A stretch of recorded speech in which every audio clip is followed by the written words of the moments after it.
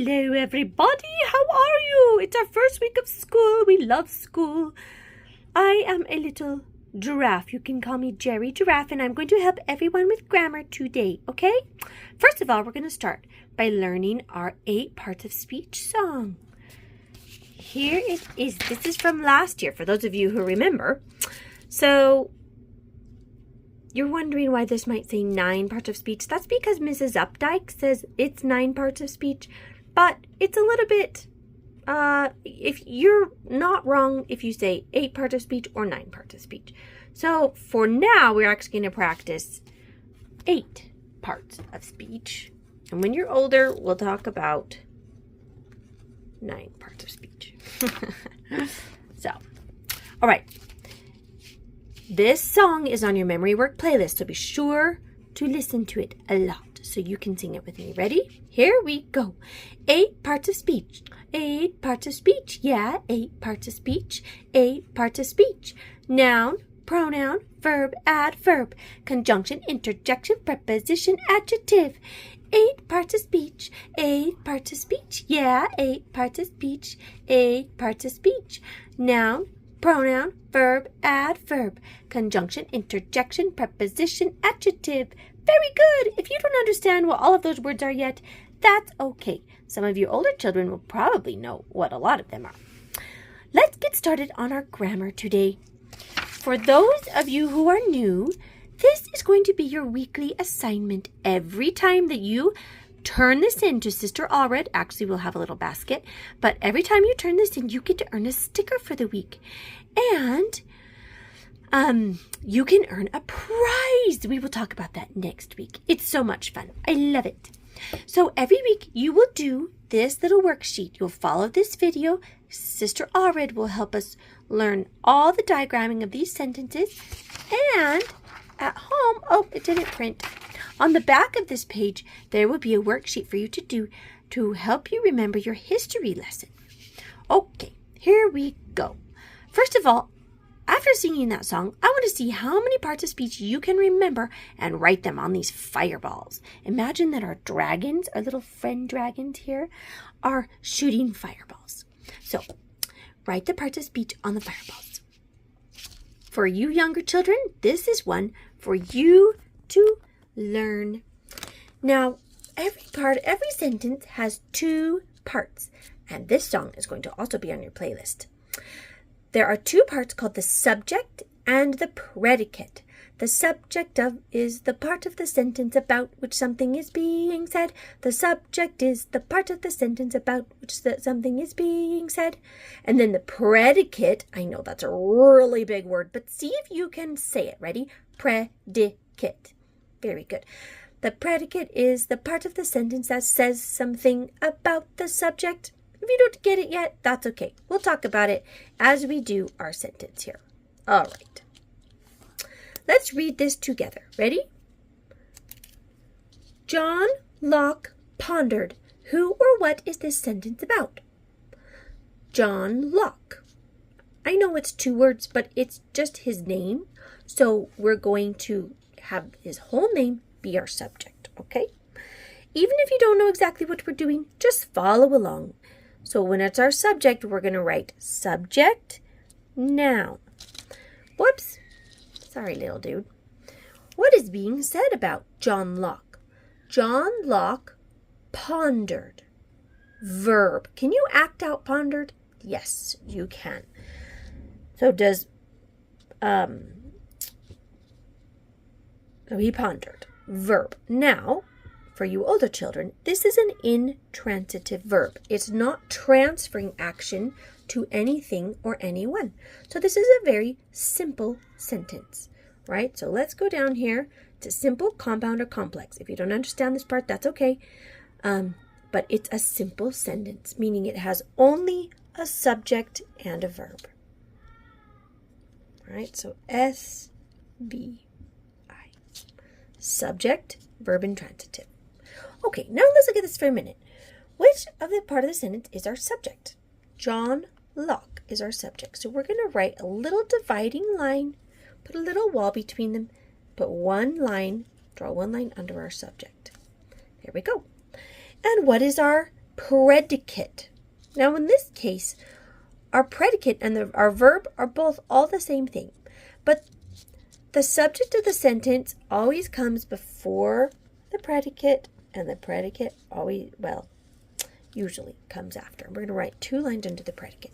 Now we're going to diagram it. I love diagramming because it's making a picture of our sentence. So we always put our subject on this side and our verb on this side. Later, we'll fill in all kinds of extra stuff for other sentences. But in this sentence, we only have a subject,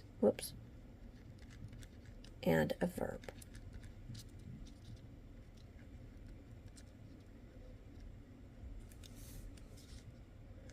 Very good. Now, I'm going to change my pen because I like changing colors. Let's do blue for our next one. Very good, everybody. Very good. If you didn't quite understand all those pieces, that's okay. If you keep doing this, you'll catch on more and we'll learn as we go. Okay, let's read this sentence together. Ready? Brave John Locke pondered deeply. What do you notice about this sentence? Is it similar to this one? Yes, it is. It just has more words. Look, we have John Locke pondered, just like our last sentence. So let's read it one more time. Brave John Locke pondered deeply. So we're only adding 2 words. We're adding brave and we're adding deeply. So let's go ahead and diagram this. Who or what is this sentence about? John Locke. Sorry, it's getting a, there we go. Subject, noun. Sorry, it's blurry. What is being said about John Locke? John Locke, just like our last sentence, pondered, verb. John Locke pondered who or what? Well, there's not another noun that's receiving the action, so this is going to be intransitive. But what is this word? John Locke pondered how? Deeply. What modifier, adjective or adverb, describes how? How, when, where, why, how often, how much, to what extent? An adverb. This is an adverb because it's describing how he pondered. Adverbs have to modify verbs and other adverbs and adjectives. Very good. Now let's look at this. Ooh, what kind of John Locke? Brave. So what is brave modifying? What is it describing? It's describing a noun, right? So what describes a noun, an adjective or an adverb? If you said adjective, that's exactly right. An adjective modifies a noun or a pronoun. And it asks the questions how, when, where. Excuse me. It asks the questions what kind, how many, which, or whose. What kind, how many, which, or whose. Okay, so let's go ahead and diagram this sentence. First of all, is this a simple, compound, or complex sentence? Does it have just one set of subject and verbs? Yep, just one house. So, write simple. All right, so right here on our subject, we write John. Sorry, it is a Locke. Sorry, it's a little bit hard to write. Pondered. Now, since our adverb describes pondered, we're going to put it under here.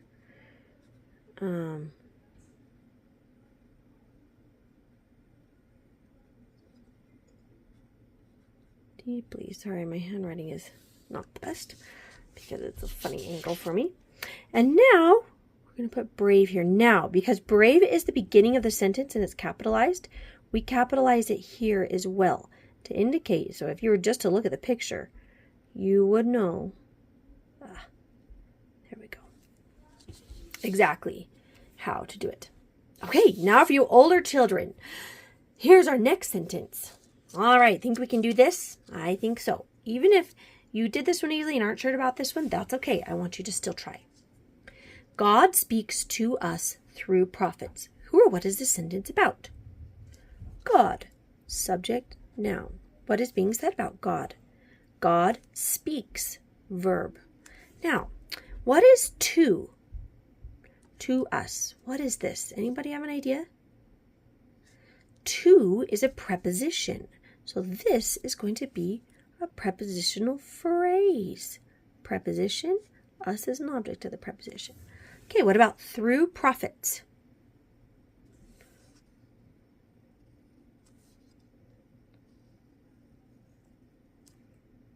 This is also a prepositional phrase. Through is a preposition, and profits is an object of the preposition. Now, I can't sit and explain every single thing in one video. It would be a very long video.